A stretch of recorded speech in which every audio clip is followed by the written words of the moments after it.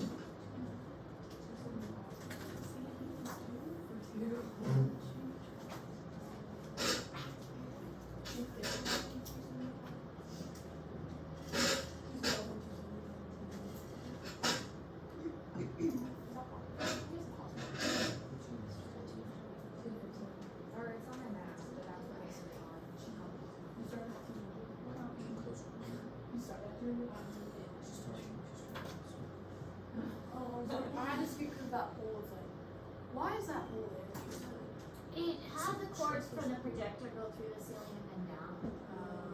But now the projector doesn't work, so now we can Wait, let's just cut like from where it meets the desk. Just cut that piece off. Because then I would have to go like this. I still can't. Okay, so here's how that works again. We've got our active site. Here's our enzyme. Here's our substrate coming in. It's coming into the enzyme to go through its reaction. It's going to fit into the active site, which is this little piece right here. Maybe didn't draw that very good. To fit into that little active site. Notice that it has to fit perfectly. It's like a key and a lock. You can shove a bunch of different keys in the keyhole, but only the right key is going to open that lock. Same thing with these reactions. Enzymes are reaction specific. They will only work for certain reactions. If that substrate doesn't fit here, it's not going to work. It has to fit certain substrates into that enzyme. Only certain substrates are going to fit. So if the right substrate matches up like a key and a lock, then the reaction can take place, and it's going to change it and conform it, and then it's going to release it, and in this case, these two have bonded together and the reaction has happened. That's what enzymes do. It allows reactions to take place. This is what it really looks like. It doesn't look as clean cut as this, but this is what it really looks like. So enzymes bring on the transition state by lowering the activation energy, forcing the substrates together, kind of making them fit so that they fit together, and then it shuts out water because we know that water can kind of make things do things they're not supposed to. Because we learned about that with hydrolysis and condensation. When substrates first settle into the active site, they don't quite fit. This places a strain on some of their bonds. This strain forces the substrates into an activated transition state. The transition state allows the tightest binding between the enzyme and substrate, but it is unstable. New stable bonds form and the product is created. The enzyme is unchanged by the reaction. Okay? So keep in mind that the enzyme is unchanged by the reaction. That's important too. That means that enzymes can be used over and over and over again. The enzyme itself just provides a place for the reaction to take place, but the enzyme isn't affected. Think of it as kind of like our classroom. The classroom can be used over and over and over again. The classroom itself, I mean, I would say it's not affected. I mean, it does get dirty, but no, don't make me ignore that. The room just provides the place for learning to take place. But the room itself can be used over and over and over again. The enzyme is the same way. The enzyme just provides the place for the reaction to take place, and it can be used over and over and over again. Enzymes in cells speed up chemical reactions by lowering the activation energy that is needed to start the reaction. Imagine activation energy as the hump at the top of a hill. Pushing a rock over the hump requires energy. Once the rock is over the hump, energy is released as the rock rolls to the bottom of the hill. An enzyme lowers the activation energy that is needed to start a chemical reaction. In our rock analogy, the height of the hump is reduced. The amount of energy released, delta G, is the same as before. It is not affected by the reduction in the activation energy, E sub A. In chemical reactions, heat is often used to provide the activation energy. For example, if you put glucose in a test tube, you must heat it to make it start burning in air, which contains oxygen. This reaction releases energy and produces carbon dioxide and water. This reaction can be shown in a graph of free energy against time. Remember that free energy is the energy in a system that is available to do work. In a test tube, glucose must be heated well above 100 degrees Celsius to provide the activation energy to start the reaction. If enzymes are present, the activation energy is much lower. Therefore, in your body, the breakdown of glucose occurs at the normal body temperature of 37 degrees Celsius due to the presence of enzymes. There are many different enzymes involved in the catabolism of glucose, but in each case, the enzymes lower the activation energy required. A substrate is the chemical that an enzyme acts upon. Here we will look at the sugar lactose, which is broken into glucose and galactose by the enzyme lactase. Each enzyme has a specific area called the active site, which fits around the substrate. Energy is needed to bind the substrate and the enzyme together. In this transition state, the enzyme lowers the activation energy, in part by holding the substrate in exactly the correct position, putting a slight strain on the substrate.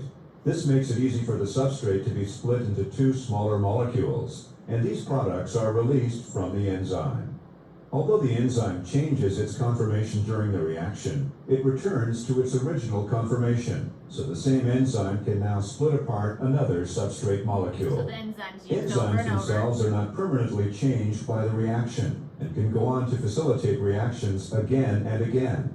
In fact, some can break apart over 100,000 molecules per minute. Not all enzymes break molecules into smaller products. Some enzymes join two substrates together to produce a larger molecule. Okay, so sometimes they make the molecules bigger, sometimes they make them smaller, sometimes they, and again, it always only fits one specific reaction specific. Now this is a very important graph, and this is why it's in Google Classroom for you. Imagine again that hill we were talking about and rolling that ball down the hill. The reaction wants to get to this transition state, which is the rolling down the hill part. Most reactions take a lot of energy in order to work, but our body doesn't want to use a lot of energy. Our body, it's kind of like money. We don't want to spend a whole lot of money. We want to save as much money as possible. Same idea. We don't want to use a lot of energy. We want to save as much energy as possible.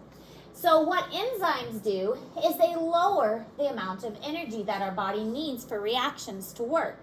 So it makes the hill smaller. Instead of having to kick that ball really hard down the hill, we just have to give it a little tap. Without enzymes, we would have to spend way too much energy in order to get the reactions our body needs to work. So enzymes lower that energy and make that hump really, really small. We still get that same transition state that we need, but now we just don't have to spend as much energy to get there. And that's what this is showing. We just have a little hill to get up instead of this huge hill. And that's another reason why enzymes are important. Enzymes allow these reactions to happen, and they significantly lower the amount of energy that we need in order to make them happen.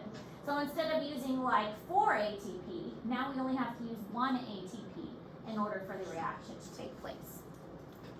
Does that make sense? We don't have to kick the ball, we just have to tap the ball. It's very good for our body. We're saving ATP. The other thing about enzymes, though, is that they are very, very sensitive. So this is kind of a bad thing. If enzymes don't meet certain conditions, they get unhappy. And if they get unhappy, they're going to break apart. And if they break apart, that's not necessarily a good thing.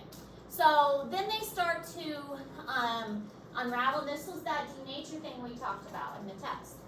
Denature is when the proteins start to unravel, and the enzymes will start to unravel if the conditions are not perfect. So if they are too acidic or too salty or too hot or anything like that, then they're not going to be happy and they're going to start to unwind. Those enzymes, they could come in sheets or they could come like all balled up. They're held together by peptide bonds. And those polypeptide bonds are going to hold them in their particular shape. But if they do not meet those certain conditions, then they're going to start to unravel. And that's part of what our experiment on Tuesday is going to look at. What conditions does a certain enzyme like to operate under? Does it like the acidic conditions or does it like basic conditions? Does it like really hot conditions? Does it like cold conditions? So we're going to watch how an enzyme works, and then we're going to put it under these certain conditions, and we're going to see, is it doing really good or is it doing really bad? And we're going to try and find the ideal conditions of a certain enzyme. So that's what we're going to be doing on Tuesday. So each enzyme functions best in a particular range of conditions. And if those conditions are not met, the enzyme is going to denature and break down.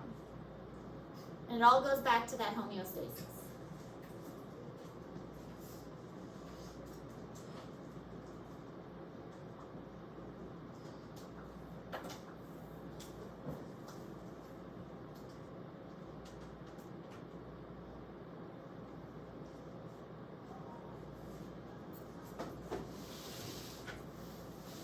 So happens, the particular enzyme we're looking at is found in very large quantities in potatoes. I know it sounds odd, but potatoes have a very large quantity of this particular enzyme. And when you pour peroxide on the potato, it makes it bubble.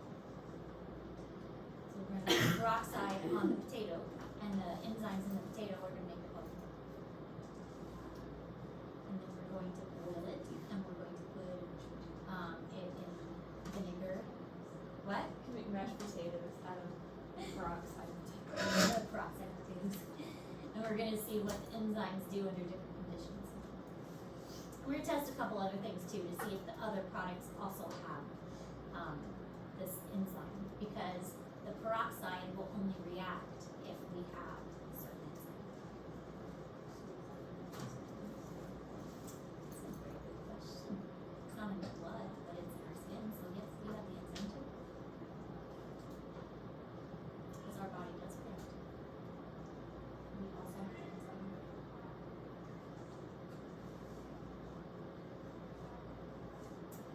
So this is another example.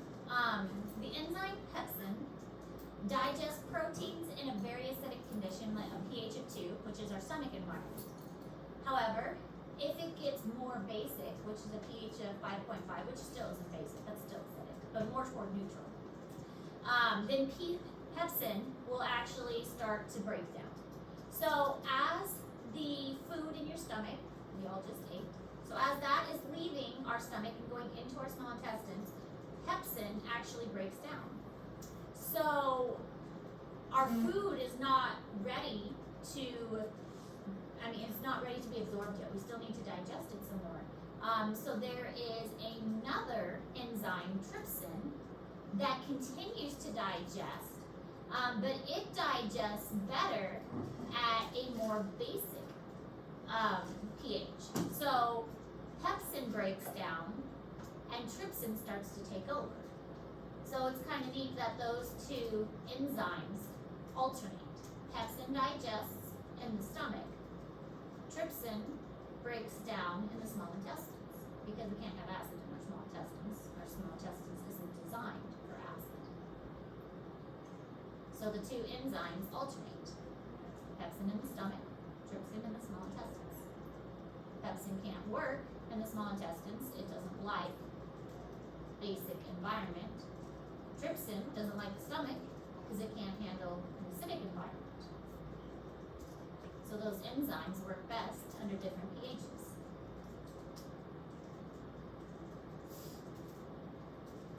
And you don't necessarily have to write this down. It's just an example.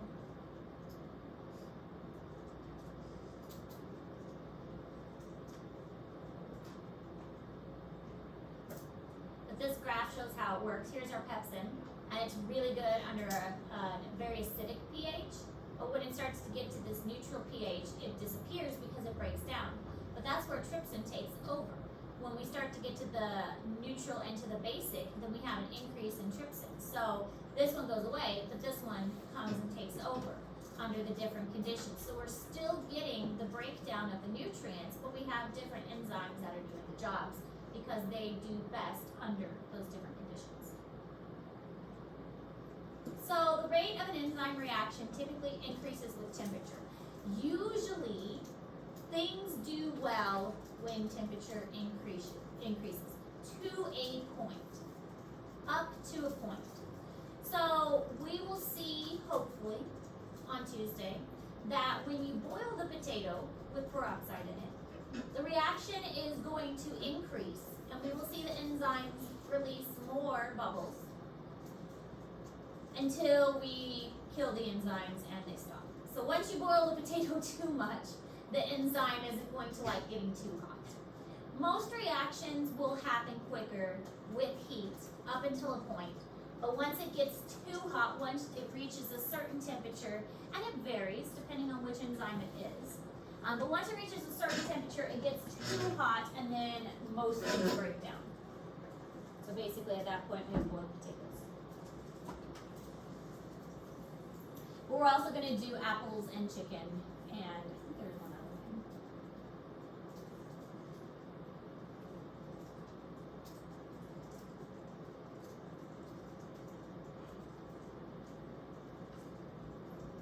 Let's see what apples and chicken also have. I think it's, I want to say invertase. I can't remember if it's invertase.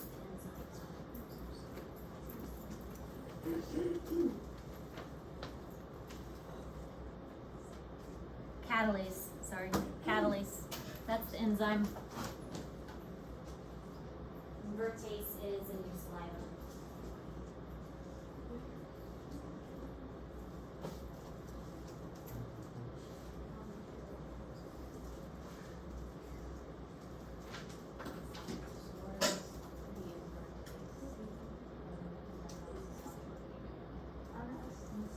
Invertase breaks down carbohydrates, and that's in your saliva. So that is like if you put a graham cracker in your mouth, it makes the graham cracker mushy.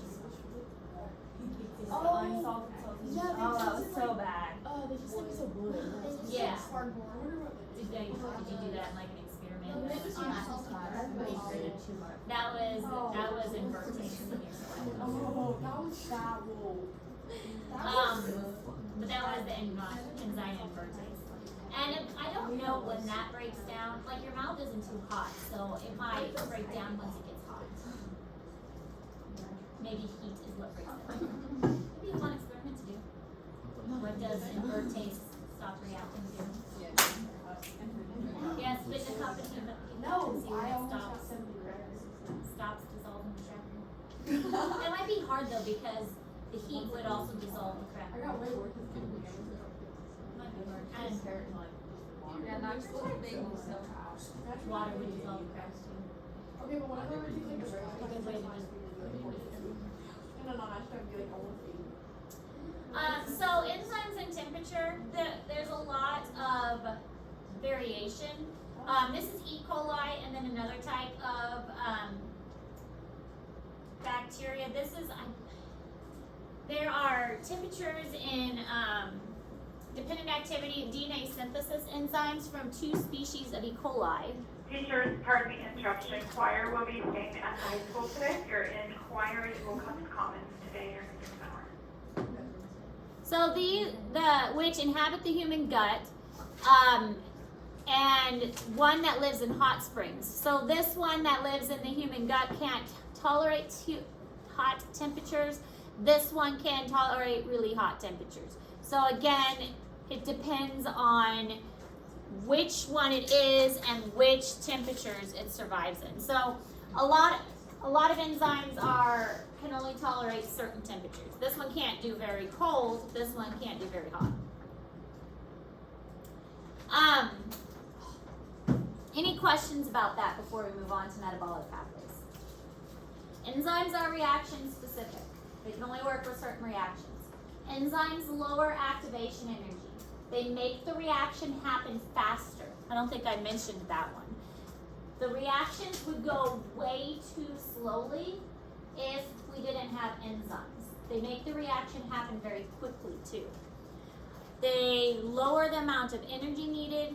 They can be used over and over again, but they only work within narrow ranges usually. All right, so metabolic pathways. These are enzyme-mediated reactions, and they basically build, remodel, break down organic molecules. One thing I noticed on the test, a lot of people put that organic molecules were carbon or had carbon. Lots of things have carbon.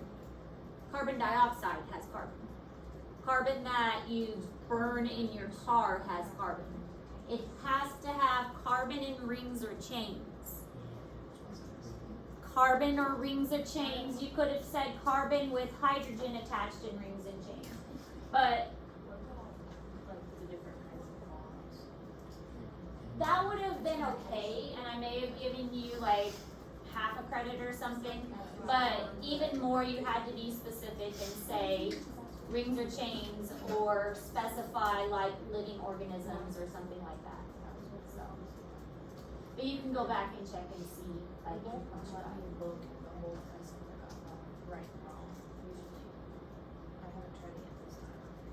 Yeah, go back and check. But there's quite a few people who just put organic contains carbon and inorganic does not contain carbon. So be more specific. Anyways, linear pathways, reactions run in a straight line. Cyclic pathways, they go in a circle. When we get to photosynthesis and cellular respiration, there will be some pathways that are linear, like the electron transport chain. And there will be some pathways that are a cycle, like the Calvin cycle and the Krebs cycle. By the time you get to the end of the Calvin cycle and the Krebs cycle, there's a part that actually resets it so that it can go through it again. All right? So linear and cyclic pathways. Linear would be like the electron transport chain. Cyclic pathways, Calvin cycle, Krebs cycle.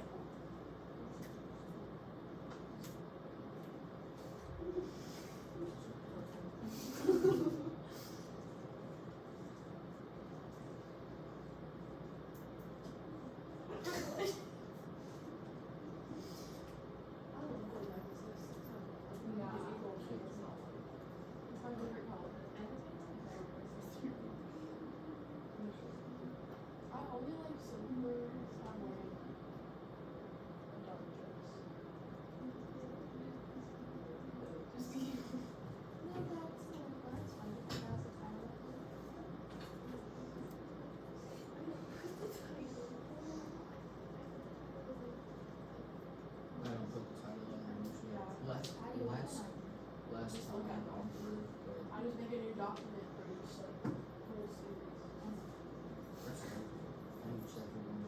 I'm not the divider down so yeah, not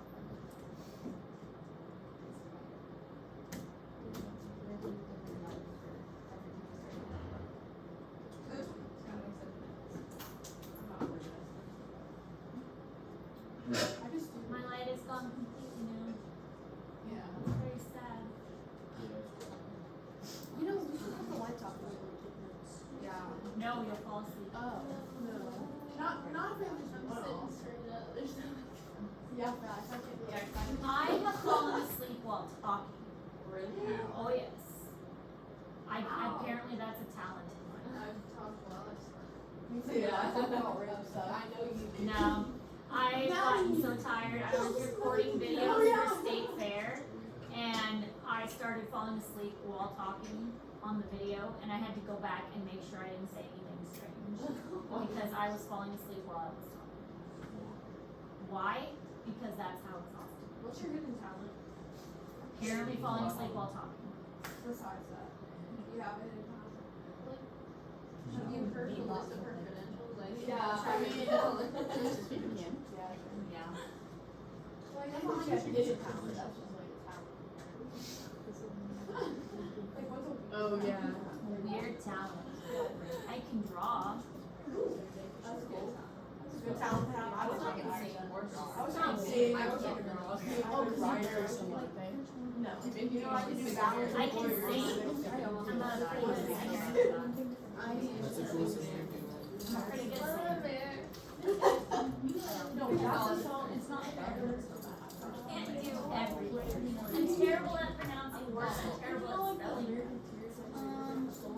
You probably can't pronounce the words because all the words are stupid words nobody can pronounce. Oh yeah. I'm terrible at pronouncing stupid names. You pronounce my name. Mrs. Memphis.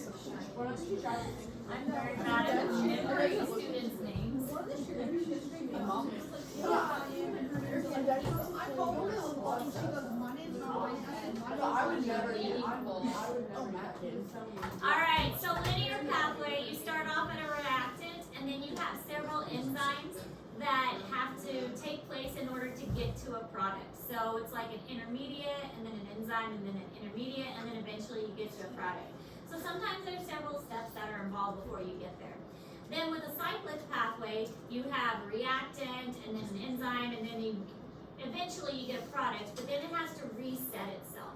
So you have, once the product is reached, you have a couple more steps before it resets itself.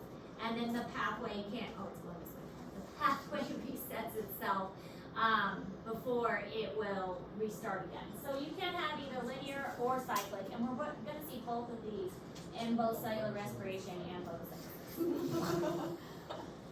Alright, so you also have things called regulatory molecules because you don't need your enzymes working all the time. When you are sleeping, you don't need all your digestive stuff going, I mean, unless you ate right before you went to bed. And when you're sleeping, you don't need all your muscles working and your enzymes and your legs and stuff working. So you need something to shut your enzymes off if you're not using them.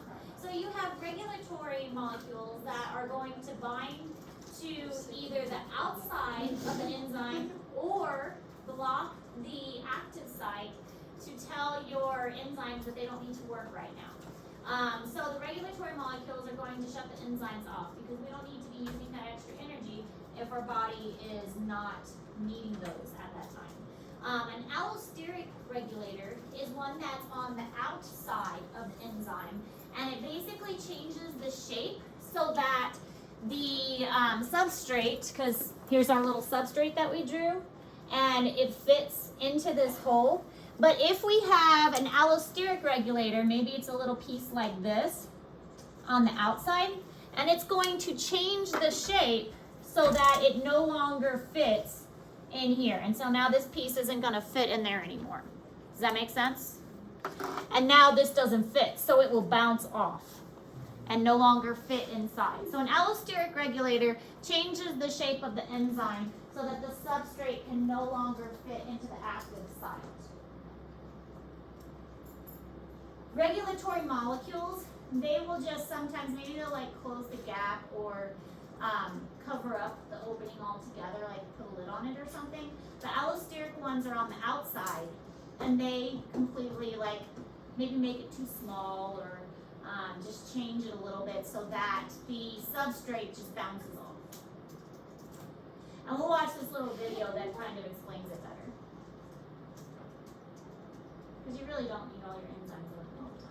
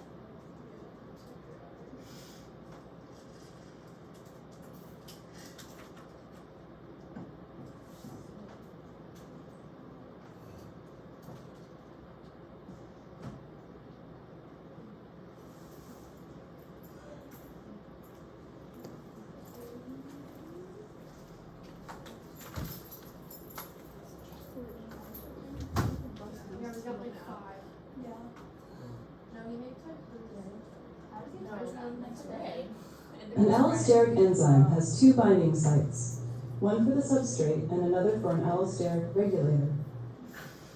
When the regulatory binding site is empty, the enzyme cannot bind the substrate. Binding of the activator changes the shape of the active site. Now the enzyme can bind the substrate and catalyze the reaction. So it tells it, okay, you can fit now, and makes it so that the substrate can fit in there right. So here we can see how it works. We've got our regulatory molecule. This one's the allosteric one. These will fit when it's activated, and this one can fit here, those can fit there. But when it is not activated, they will bounce off and not fit there. So this is in Google Classroom for you, this picture. And the descriptions are pretty good too. But again, the allosteric means that it's on the outside. Alright, feedback inhibition. This is referring to that our end product is going to come back and say we're done and kind of shut off the system. So it's feeding back and saying that we need to stop here, we're done, let's turn everything off so that we don't keep this process going. So that's called feedback inhibition. Otherwise, it could just keep going on and on and on. So feedback turns it off.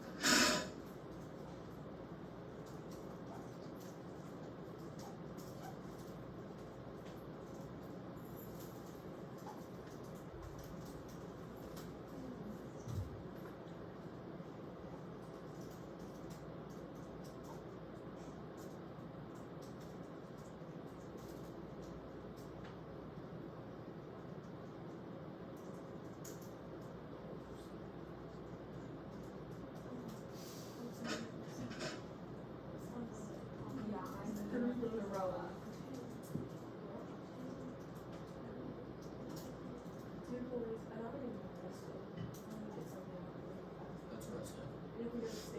I thought you said I don't even get arrested. I'm like, what? What?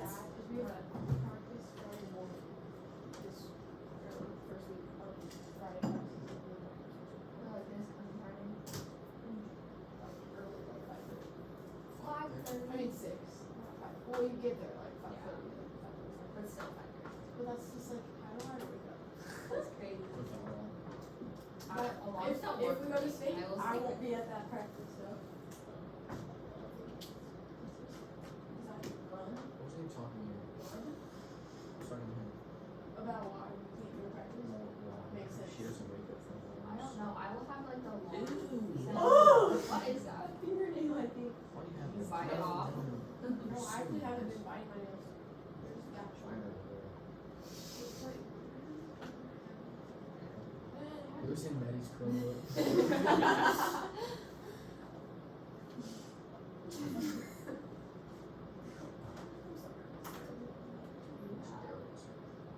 I need a solid schedule.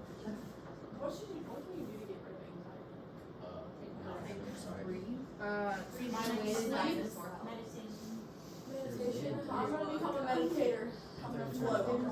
Before basketball So- practice, like when I'm tying my shoes, I have to like keep taking deep breaths so I don't freak out. No, after. Alright, so feedback inhibition is similar to a thermostat where you like turn the thermostat up and the like you set the room to 72 degrees and the room detects that it's actually 73 degrees now. So we need to turn the air conditioner on. So the air conditioner kicks on and then it cools it back down to 72 degrees and then the thermostat detects, okay, we're back to 72 degrees, we need to shut it off. So that feeds back and says, okay, we're back, let's shut it off. So that is a feedback inhibition. It tells it, okay, we're back to where we need to be, let's shut this out. So that is a good way to think of feedback inhibition. Once we've reached what we need to reach, it goes back and it turns it off. So thermostat is a really great example, a great way to think of feedback inhibition. Or like, you want your house at 70 degrees and it drops down to 68. So then it kicks on the heater, warms it up to 70, and then it turns off the heater when it gets back to what it's supposed to be back in ignition. Alright, that's all the notes for today. You have your enzyme article that is due. Make sure you've gotten that done. I have to write that on the board. Did I say that was due this week? Or You said next week. Next week? Okay, we'll go next week. I forgot to write it on the board. She told us that yesterday. Yeah, because that's right, we had the test and I only gave it to you yesterday. Okay, next week. Next week's fine. We'll do it next week. I didn't even write on the board.